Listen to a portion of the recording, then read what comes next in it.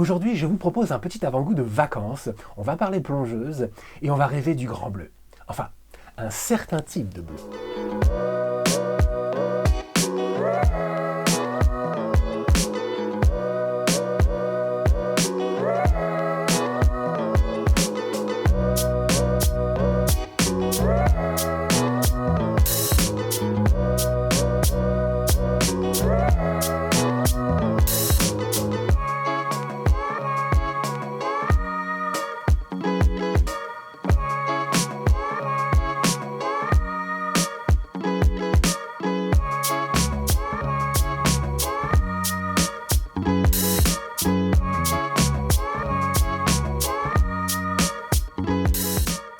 Chers amis, bonjour et bienvenue sur la chaîne. Alors on va parler d'une marque que peut-être peu d'entre vous connaissent. Il s'agit de Rolls-Stimmy. Alors rien que le nom déjà, Rolls-Stimmy, c'est assez sympa. Encore une nouvelle marque qui apparaît sur AliExpress. C'est vraiment, il y en a pratiquement une par jour qui se crée. C'est incroyable. Tant mieux pour nous. Et je suis tombé complètement par hasard sur cette montre. J'ai vu la photo en me baladant sur le site. Et j'ai tout de suite reconnu, bien sûr, un hommage à la fameuse Pelagos, magnifique montre que personnellement j'adore. Et des hommages à la Pelagos, il n'y en a pas tant que ça. Donc la photo m'a attiré et le prix m'a carrément décidé, 58 euros. Les photos avaient l'air plutôt... Bon, les photos, il faut toujours un peu se méfier, mais quand même, j'ai pas vu de gros soucis de réalisation. Donc je me suis dit, écoute, je vais tenter, j'ai pas grand chose à perdre. Au pire, je la renverrai si elle ne me plaît pas, après avoir fait une vidéo dessus pour vous, bien sûr. Voilà, donc j'ai reçu la montre et comment dire, c'est une montre très intéressante. Elle cultive un côté un peu extra et un côté pas extra du tout. Alors où est-ce qu'ils ont mis l'argent? Eh bien c'est ce que nous allons voir ensemble. Watch Upon a Time, c'est parti. Et voici donc notre Rolls-Stimmy RT7910. Bon clairement là, oui, c'est vraiment l'hommage à la Pelagos, en particulier à la version FXD. Alors il y a quelques petites différences, et notamment ce bleu. Alors c'est un bleu assez sombre en fait, et ça contraste un peu avec le modèle original, parce que la Pelagos est connue pour un bleu, en tout cas pour certaines versions, un bleu absolument magnifique. Bon, je comprends qu'ils ont voulu un peu s'écarter du modèle original. Ils ont choisi un bleu qui tire un peu sur le violet parfois. Il est très très très profond, très sombre. Donc ça éteint un peu la montre. C'est un petit peu curieux. Et après, ce qu'on peut voir aussi, c'est sur la lunette. Ici, ils ont rajouté des petits bâtons, des petites graduations ici, alors qu'il n'y en a pas sur le reste de la lunette. Bon, pourquoi pas, je vois pas trop à quoi ça sert. Ça surcharge un peu trop la lunette, je trouve, qui n'en avait pas besoin. On peut noter d'ailleurs l'absence de loom pip, donc ça c'est plutôt chouette parce qu'on ne se demandera pas s'il va sauter un jour. Mais d'une manière générale, la montre est vraiment jolie. Elle est vraiment en plus très bien réalisée là-dessus. Il n'y a pas de souci, on voit tous les codes de la Pelagos. On voit ici le cadran texturé. Bon, on va pas se mentir, c'est vrai que cette texture est un petit peu... ça fait un peu plastoc. Mais bon, ça ajoute quand même quelque chose, donc c'est plutôt bien. On remarque aussi ces index appliqués et incrustés dans le réo. Et franchement, c'est super bien fait. Il n'y a aucun défaut d'alignement. On voit aussi ces fameuses aiguilles flocons de neige, légèrement texturées aussi. C'est vraiment pas mal. Alors là, ils ont choisi un bleu un peu lavande. Ils nous sortent des bleus en ce moment sur AliExpress, c'est assez curieux. Il y a une nouvelle mode. Donc oui, ça ne matche pas vraiment le bleu général, parce que le bleu du cadran et le bleu de la lunette sont les mêmes. Mais bon, pourquoi pas, ça rajoute une petite touche supplémentaire. C'est pas inutile, on va dire. Parce que, je le rappelle, la montre est quand même très sombre, franchement. On peut voir aussi que le cadran est quand même très minimaliste. Il y a juste le logo de la marque et automatique. Il n'y a pas 100 mètres, water resistant, non. Moi je trouve que c'est plutôt chouette ça, c'est plutôt une bonne idée. Le logo est plutôt sympa aussi, on le retrouve sur la couronne. Alors, moi j'ai pas vraiment l'info, mais apparemment Rollstimmy serait une marque, on va dire, sous l'égide Pagani Design. Et bon, ça a l'air d'être le cas parce que moi je l'ai trouvé sur un magasin Pagani. C'est quand même assez surprenant parce que quand on sait que Pagani Design fait quand même des millions de montres depuis des années et qu'il y a des problèmes de contrôle qualité, on va dire 50-50, là c'est assez impressionnant, franchement. C'est une montre qui est quand même vachement bien réalisée. Alors le boîtier, vous voyez, il y a eu des transitions entre le brossé satiné et le poli. Alors, il y a une chose que j'ai vue, moi, c'est ici, il y a un léger défaut entre le poli et le satiné. Ouais, alors c'est pas vraiment un défaut, hein, je pense que c'est vraiment mon modèle, mais c'est tellement facile, ça arrive tellement vite, hein, une petite erreur de transition. Hein. Donc, oui, je pense qu'ils n'ont pas renvoyé la montre à l'usine juste pour ça. Bon, ça ne se voit pas du tout à l'œil nu, hein, mais bon, je l'ai noté. Mais d'une manière générale, la montre respire la qualité, franchement. Alors, parlons un petit peu dimension. Nous sommes sur un boîtier de 39 mm. Alors, en fait, la lunette est un petit peu plus large que le boîtier, donc en fait, ça serait plutôt 40 mm, mais le boîtier fait bien 39. L'épaisseur est de 12 mm, la longueur aux cornes est de 47 mm, l'entrecorne lui est de 20 mm, le poids est de 136 grammes, le verre est un verre plat saphir avec un peu d'anti-reflet. Alors il faut savoir que le revêtement saphir est vraiment épais, donc ça c'est gage de longévité, hein, de robustesse. La résistance à l'eau est de 100 mètres. Vous voyez que le fond de boîte est vissé. Et on peut noter aussi qu'il voilà, il y a beaucoup d'informations. Ils n'étaient pas obligés. Et ça, c'est plutôt chouette. Hein, tout ce fond de boîte gravé, là, c'est plutôt joli. La couronne, bien sûr, est vissée. Et à l'intérieur de ce mouvement, on retrouve le fameux NH35 de chez Seiko. Alors moi, j'ai chronométré à moins 3 secondes par jour. Donc c'est tout à fait acceptable.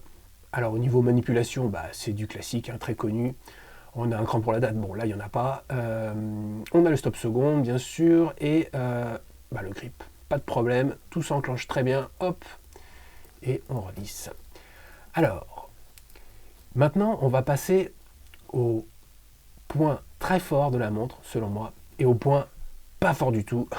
Donc, alors on va commencer par le point fort. Alors ce qui m'a surpris vraiment sur cette montre, c'est la lunette. 58 € de pur bonheur. Franchement, l'action est parfaite. La consistance est un régal. C'est ni trop doux, ni trop difficile, on va dire. Il n'y a pas de backplay. Donc ça aussi, c'est vraiment une lunette de qualité et clou du spectacle. Ça s'aligne parfaitement. Là, en ce moment, je trouve que ils sortent des montres. Voilà, hein, on a vu, j'avais fait une vidéo sur la Disc-Dive, pareil. Bon, là par contre, l'action de la lunette est un peu meilleure que celle de la Disc-Dive. Mais surtout, voilà, tout commence à s'aligner. Avant, à ce prix-là, c'était impossible d'avoir une lunette de qualité comme ça. Hein. Il y avait du jeu, ça s'alignait pas.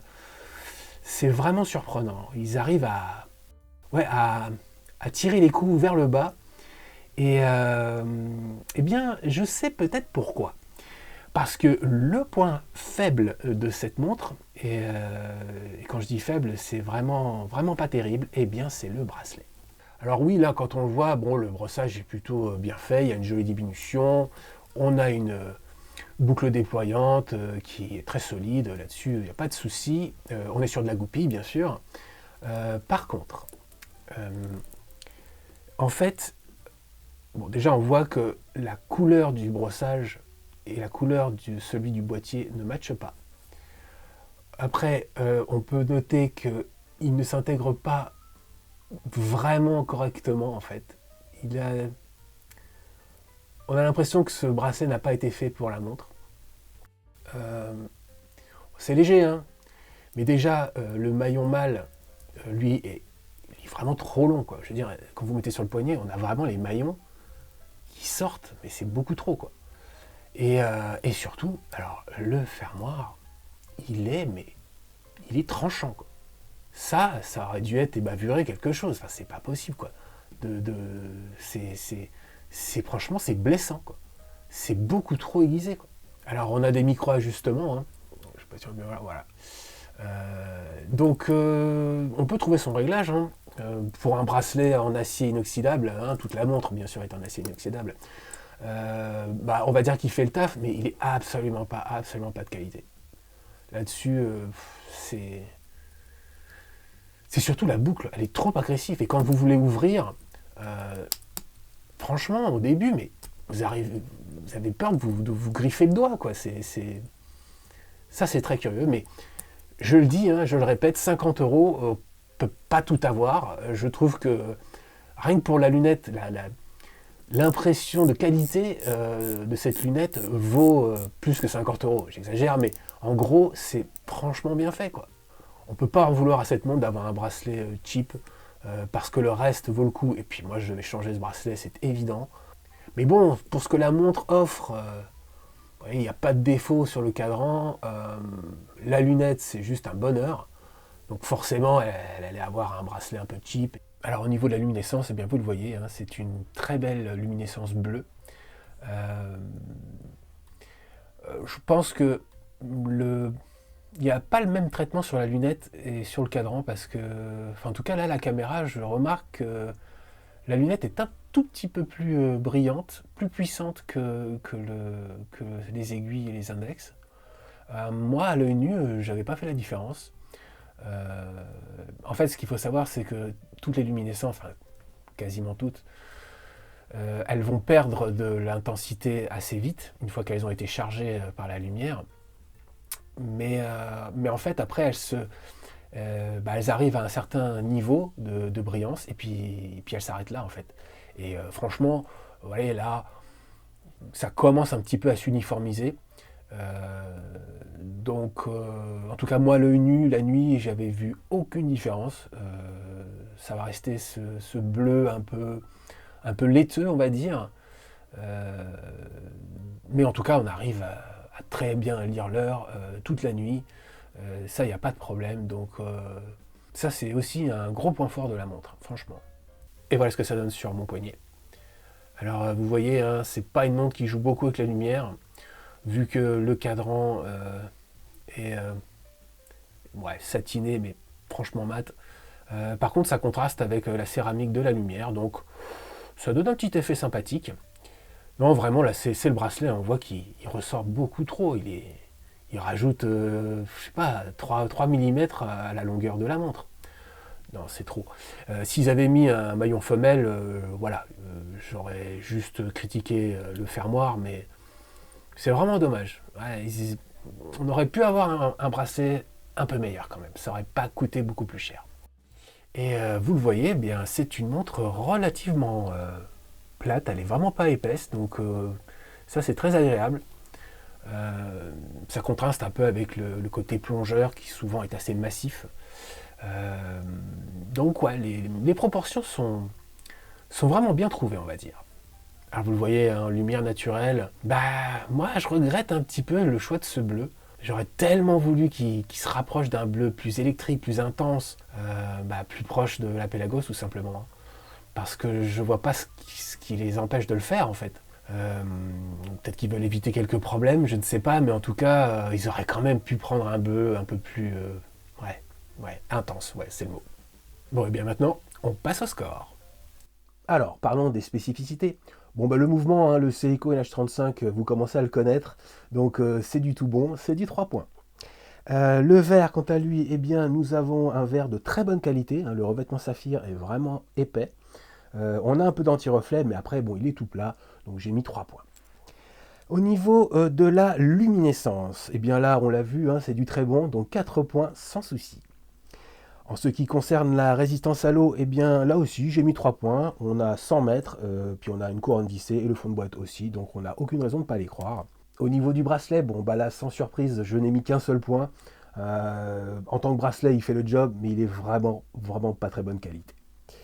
Alors, passons au feeling. Le style, bon bah vous savez, c'est un hommage, donc je ne mets jamais 5 points. J'ai mis un bon 4 points. Je pense que c'est un petit peu dommage pour le choix du bleu. J'aurais vraiment voulu un bleu plus intense.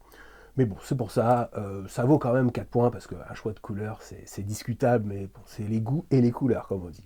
Alors, au niveau de la réalisation, eh bien là, j'ai mis un solide 4 points. J'ai pas pu mettre 5 points à cause du bracelet, bien sûr, mais quand on voit la qualité de rotation de la lunette unidirectionnelle, c'est vraiment un bonheur. Pour ce prix-là, c'est absolument rarissime, franchement. Au niveau du confort, eh bien là, j'ai mis un solide 3 points. Bon, je pense qu'avec un autre bracelet, ce sera largement 4. Mais sinon, oui, les proportions sont très contenues. C'est une plongeuse qui ne joue pas les extravagantes. Elle est assez plate. La longueur aux cornes est bonne. Non, franchement, là-dessus, elle est assez légère. Donc 3 points sans problème. L'aspect pratique, eh bien, là, j'ai mis 3 points. Il n'y a pas de date. Donc normalement, ça aurait été peut-être que 2 points, mais on a une super luminescence et on a une résistance à l'eau tout à fait convenable. Donc quand même, c'est une montre assez pratique. On peut l'emmener partout, donc oui, ça les vaut. Au niveau de la longévité, eh bien j'ai mis un solide 4 points. D'une manière générale, comme je le dis toujours, les plongeuses sont censées être un peu plus résistantes que d'autres montres.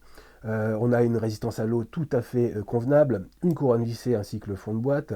On a un verre saphir de très bonne qualité, ça il faut le noter aussi. Et la lunette, bon bah là c'est du top. Donc cette montre vous accompagnera partout et longtemps. Alors, catégorie daily. J'ai mis 3 points. C'est une montre qui a un design, on va dire, un peu particulier, c'est vrai. Mais pour une plongeuse, comme je dis, elle est vraiment pas massive. Donc, puis bon, le bleu est assez discret, malheureusement, ou heureusement, puisque là, pour la catégorie daily, bah, c'est plutôt pas mal. Donc 3 points, ça les vaut. Catégorie week-end, eh bien j'ai mis 4 points, solide 4 points.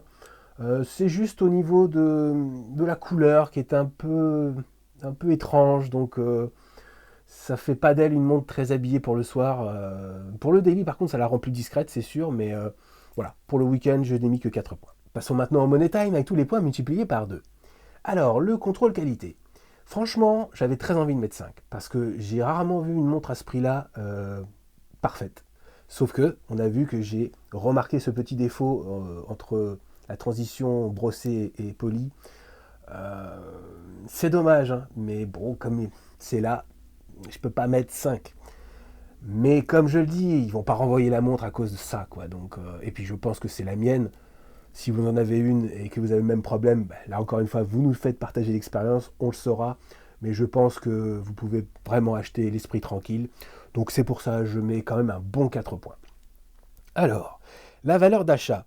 Bien là aussi, j'ai mis un bon 4 points. On va dire que quand même, entre 50 et 60 euros, j'ai rarement vu des montres aussi bien exécutées.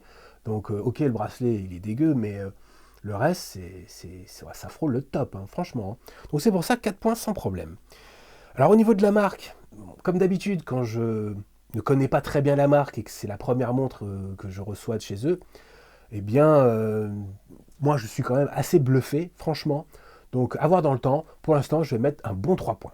Catégorie coup de cœur, eh bien là un solide 4 points. Le seul souci, c'est que c'est le bleu. Moi, le bleu, c'est ce qui fait la Pelagos. Donc il fallait quand même un peu oser un bleu, voilà, un peu sérieux, quoi.